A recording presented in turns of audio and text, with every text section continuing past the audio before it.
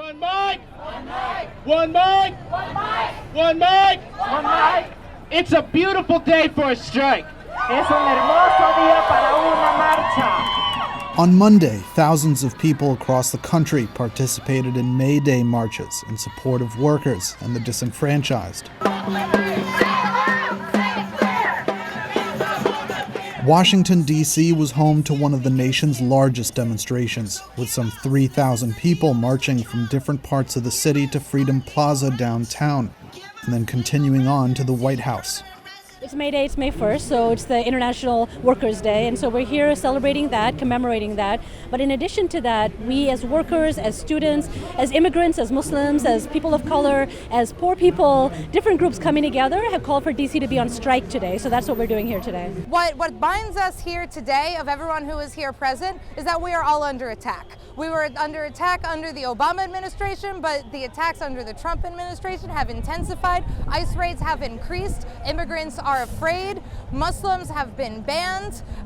Police have been given additional powers. And so all of these attacks by the Trump administration then coalesce here in DC, where our mayor has not done enough to make sure that her residents are safe.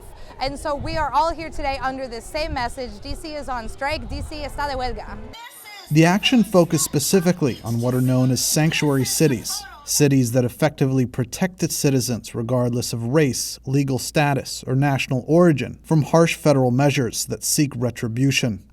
Many Languages, One Voice has been working with all the locals, with Black Lives Matter, with Bread for the City, with a number of different organizations that are out here today, basically to bring together how expanded sanctuary means a place where we can actually afford where to live, send our kids to good schools, be able to afford health care, to able to get access to city services regardless of the language that we speak. So these are all some of the things that we're all out here for, where expanded sanctuary means more than just police don't cooperate with ICE. It also means that we are able to call the city our home and be able to live our fullest dignified lives here, and that's what's missing. While many mainstream news outlets characterize the marches as anti-Trump demonstrations, people here were in fact criticizing Democrats as well for their complicity in the actions targeting workers, immigrants, and Black and brown people in the United States. I mean, here in DC, of course, like we have a Democratic city council. We have a city that is about 98% votes Democrat, right? So we're not actually protesting against Republicans or the right wing so much as we're calling out Democrats to do more and to actually not hide behind this thing of we can't actually act because, you know, the Republicans won't let us. There's a lot we can do here in DC. Affordable housing is one of those things that Bowser in particular has been promising for years, and we have not seen any action. Today, there were a bunch of advocates and activists that entered the Wilson building and actually delivered, the Wilson building is our city hall, and delivered eviction notices to the mayor, basically saying, if you're not going to do the job that's needed of you, if you're not going to actually put money behind affordable housing, true affordable housing for the poorest district residents, then we evict you. Then we say that you're not doing your job, you don't belong in City Hall. So it's true that our mayor, Muriel Bowser, is a Democrat. Post-Trump election, she gave us a one-sentence answer reaffirming that DC was a sanctuary city, and then held 0 press conferences, has met with no community members, and has refused to consider that the sanctuary that we currently have is not enough.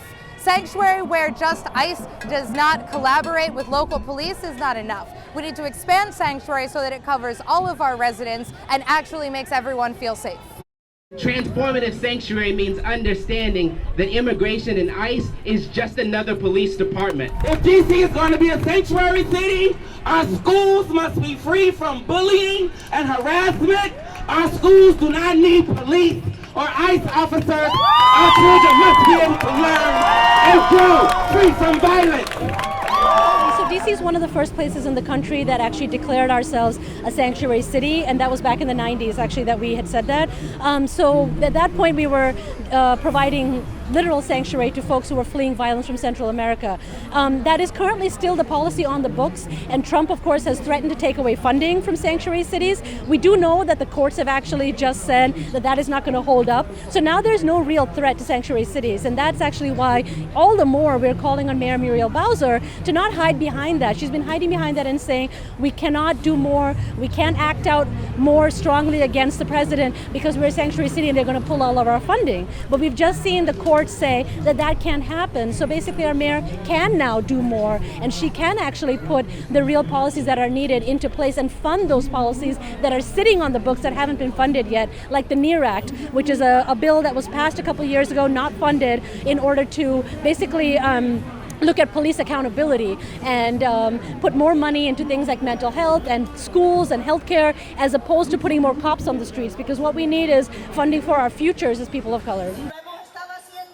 While there was a huge outpour of immigrants who stood in Freedom Plaza and in front of the White House on Monday, organizers also said that there were many undocumented immigrants who were too intimidated to demonstrate their frustration publicly.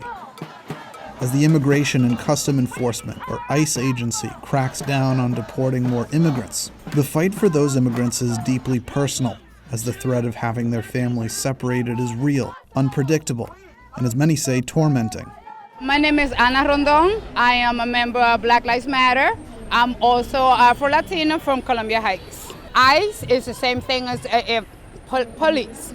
And as a black person, Afro-Latina, being targeted as a police brutality, so this is what we stand for. Black Lives Matter are here fighting police brutality, but we also have In Love, which is, they fight immigration, so we want no ban and no walls. This is separating family from each other, and that's horrible, because can you imagine your kids without you? And do you know people who have been deported? Yes, many people who has been deported, many kids who are here in the United States without their parents. The little kids are acting different. Some of them, their parents are not deported yet, but they scared for their parents to go to work. They scared to come out of school, and their parents not be there to pick them up. Are some of them scared to even be here today? A lot of them are scared, a lot of them are not here. Half of the Spanish people, our immigrants, are not here because they are afraid to come out their house. They only come out literally to go to work, to take the kids to school, and sometimes they're even scared to do that.